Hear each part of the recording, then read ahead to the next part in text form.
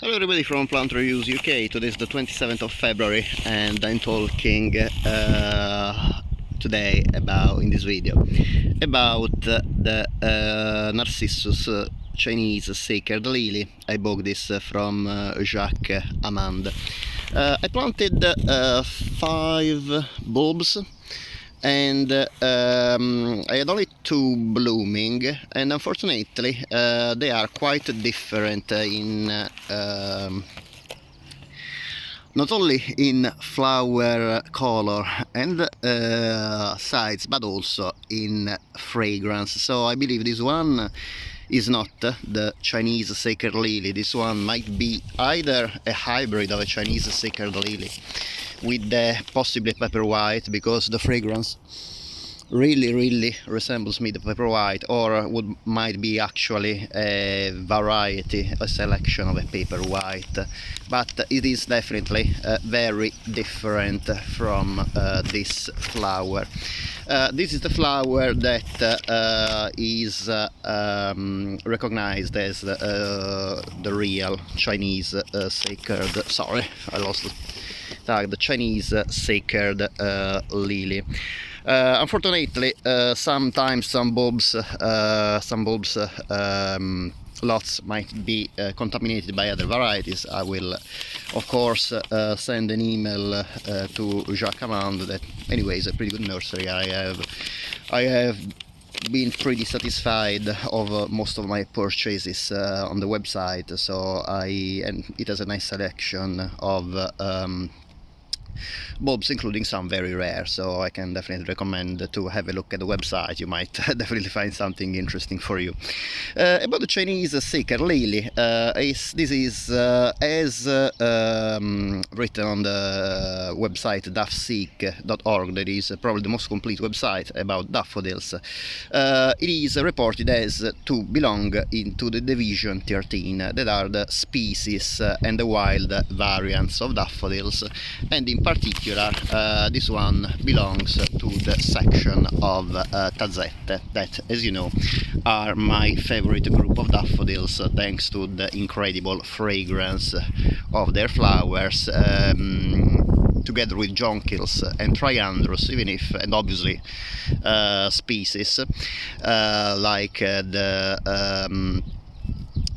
for example, the Watieri is some species, or the Veridiflorus. There are some beautiful species that have incredible flower fragrance, but probably as a group I would say that Tazetta is my favorite. Really, the variety of fragrances that this group has is incredible, and the intensity, I believe, is probably the strongest among all the group of daffodils.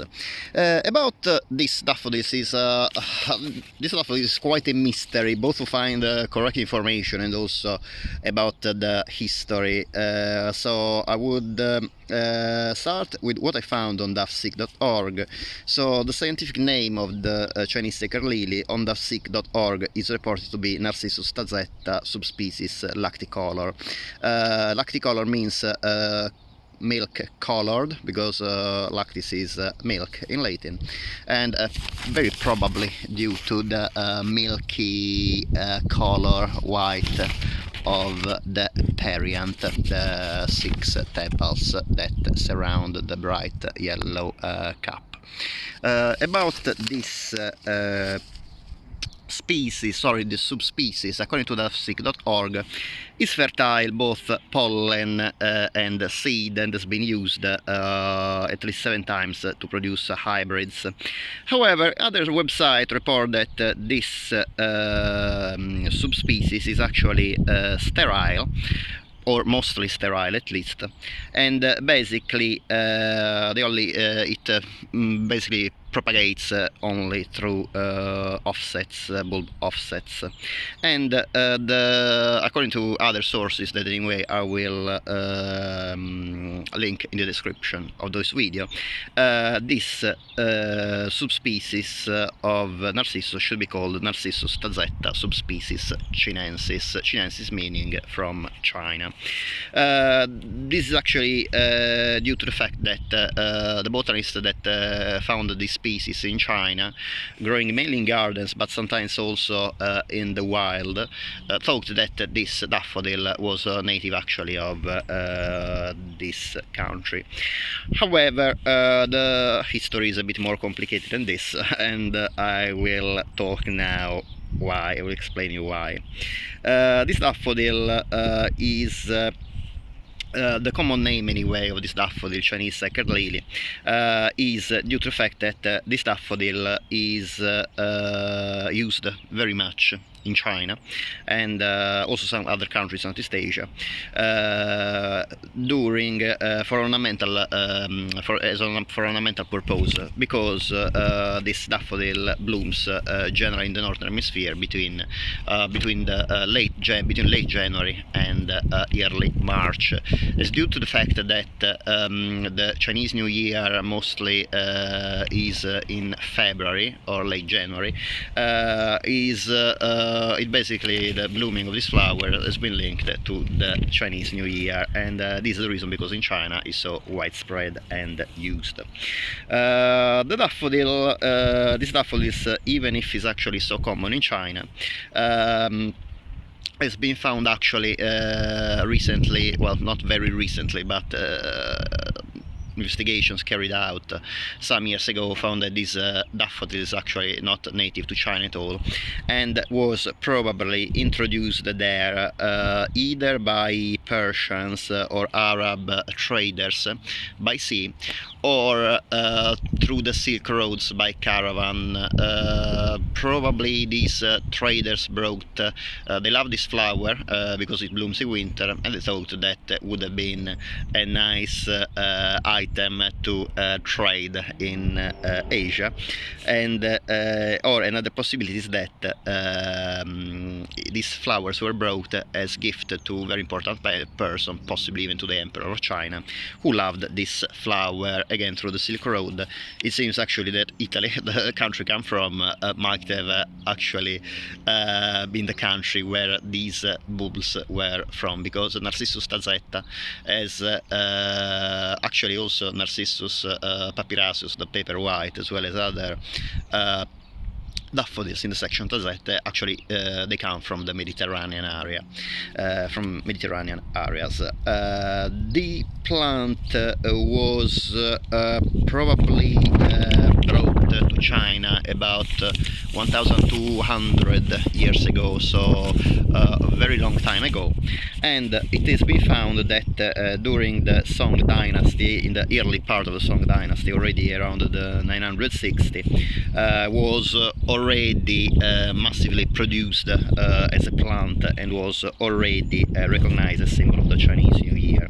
It was a symbol of good luck and prosperity, thanks to the golden cup that I found on a website is linked to good luck and prosperity, probably because it's the color of the sun, I believe.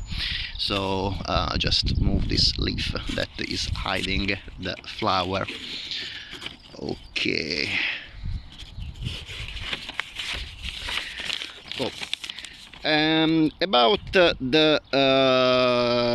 this daffodil, it has not always been known as a Chinese sacred lily, but actually the name comes from the USA. The reason being is that when during the gold rush in California, many people from China went to California, and of course they brought the most popular items from their country, the items obviously that reminded their country where they were from, and many of them indeed brought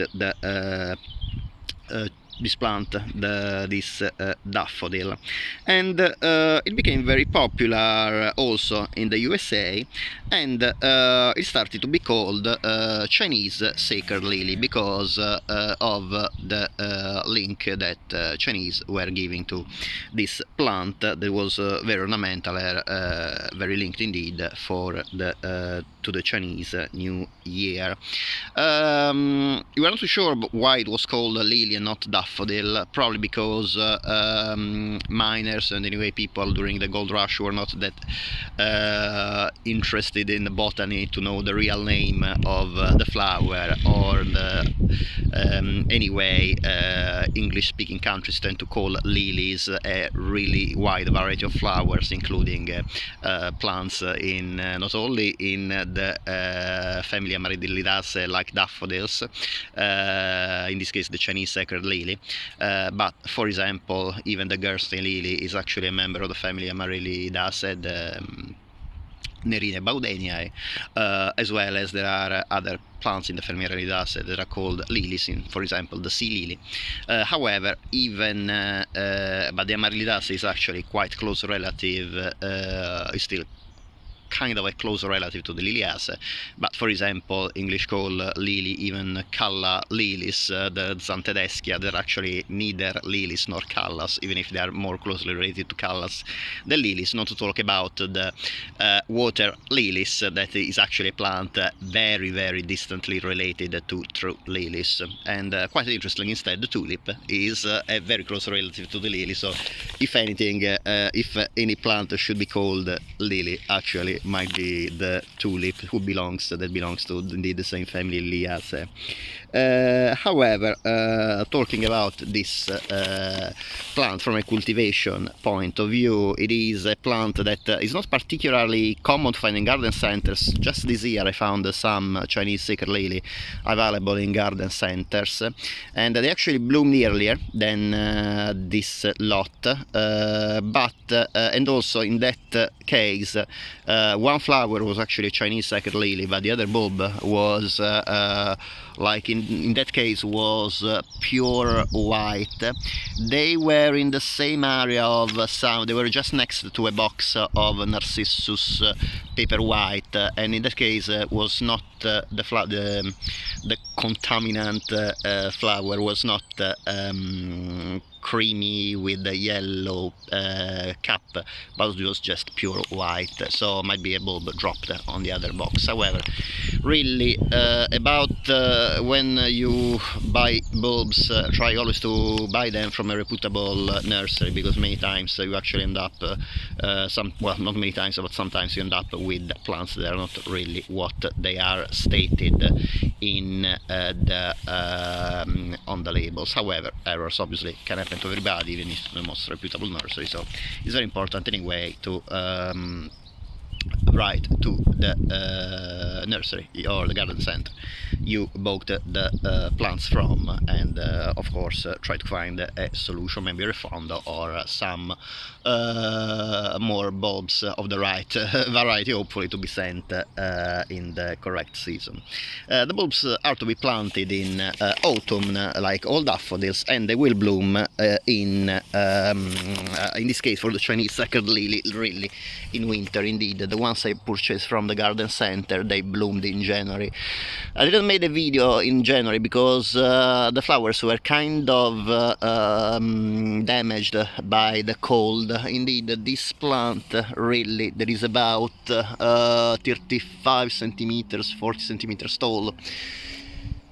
Should be grown outdoors in zone 9. I live in zone 8. I decided to anyway to grow them outside in zone 8, and they fared pretty well, even if there were some minor damages. You can see this kind of burnt leaves, probably because of a few very cold temperatures we had in the winter. So actually the Chinese sacred lily is not a plant I would recommend to grow outdoors throughout the UK, only in the warmest zone like USDA 9 and in the warmest part of the USDA 8. I was lucky this year, the winter was pretty warm, so didn't the plants still managed to bloom. I'm not too sure how they would have fared in a colder winter. About the Bulbs, again, plant them in a pot or in the ground, at least in the ground at least 10 centimeters deep, in a pot maybe 5 centimeters deep. Obviously deeper would be better, but rarely the pots can be you can plant bulbs that deeper, because most of the pots anyway are cylindrical, there are not much depth. The leaves will start sprouting in late autumn, early winter, and the plant will bloom in mid to late winter, sometimes early spring. About this variety, many times you can find actually forced bulbs that will bloom in December around Christmas time if you put them indoors in a pot indoors.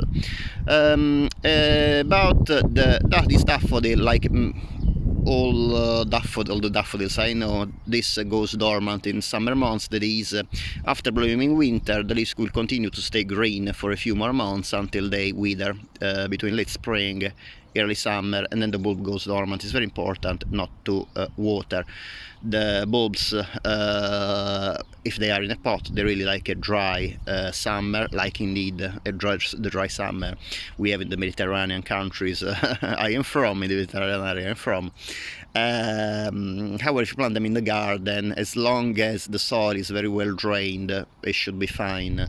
Even if the occasional rain or a few water that you need to put in the garden to keep the other plants around alive in summer shouldn't harm the bulb, as long as it is very well drained. And about the flower is pretty small, I would say about 3 centimeters, 2.5, 3 centimeters across. You can see the comparison with my nail, my fingernail. As you can see, it's not really huge. It has this white perianth, as I said before, and this bright yellow cup. But the smell, the fragrance, is really incredible. That's another quite a rare fruity fragrance that is not very common to find in daffodils. I'm very lucky because this one as a fruity fragrance that actually is blooming at the same time of the Narcissus. I posted a video yesterday, the Nisigen, that has bigger flowers, and the fragrance is about the same intensity. I would say medium strong, not 10 like 10 out of 10 strong, but I would say 8 out of 10 strong. These two are. This is a really nice fragrance. It doesn't it might be because it's winter, it doesn't really perfume in the air several meters away from the plant. Anyway, it's also true that I have just a few plants in bloom, and also in winter the air is quite cold, so really doesn't bring around much the perfume as, say, hot air, warm air might be in spring or in summer.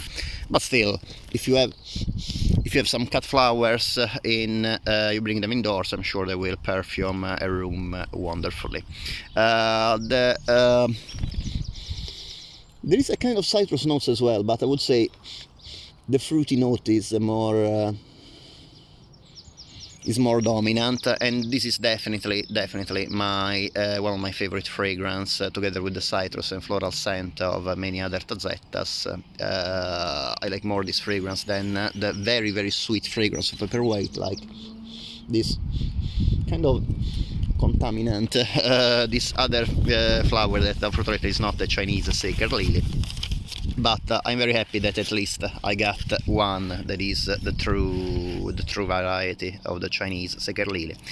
I really recommend this variety if you like fragrant flowers. If you live in quite a cold climate, I would suggest to grow them in a greenhouse or indoors on a conservatory in a frost-free place. Otherwise, if you live in zone 9 or like me in zone 8, if the winters is not too cold, you're in a very protected area, quite well drained, they might be able to bloom and grow even in zone 8. I will of course keep you updated in the next few years how these daffodils fare in colder winters in zone 8. Anyway, this year I was able to grow them successfully even in zone 8. About exposure, remember full sun. Daffodils in general love full sun, well drained soil, as I already said, and the bulbs, if you keep them, if you cultivate, grow them well, fertilizing them appropriately, and observing their summer dormant without watering them in summer, if you keep them in pots, they will please you with these wonderful and fragrant flowers for several years. As usual, I hope that you enjoyed the video. Thank you very much for watching. If you like this video, it would be great if you can please give a thumbs up, and if you like this video and the other videos on my channel, it would be great if you can please subscribe. It is completely free for you, but in this way, of course, you support my channel on YouTube. Thank you very much for watching, and I hope to see you next time. Bye.